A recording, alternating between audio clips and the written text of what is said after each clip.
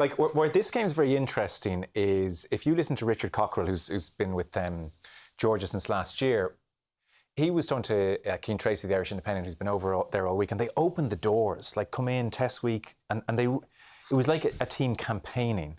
And in effect, the message was, we've won Rugby Europe 13 years out of 15, the secondary tournament to Six Nations. 13 years out of 15. We don't need to play very well to win it, he said. No disrespect to the teams, he said, disrespecting them.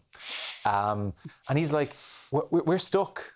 Like, the government are going to stop funding us because what is the point of this programme? Like, they want at least a shot of a relegation playoff against a Wales or an Italy or some help us out here kind of a thing. So they play Ireland tonight and they have South Africa in a couple of weeks' time.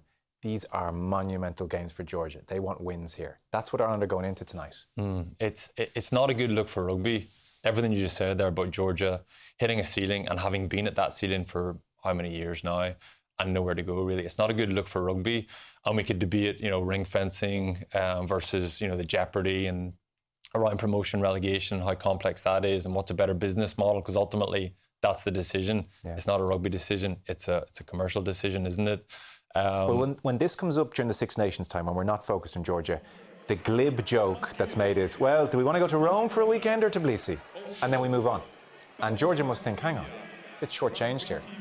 Yeah, it's not fair, but beating Wales last year, and if they were to beat Ireland today, that does change the PR campaign to include them in the Six Nations.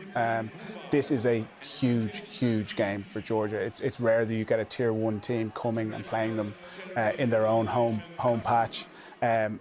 Backing that up with a good performance in South Africa would put them back into probably the top 10 in the world. But they've got to prove it there tonight. Yeah.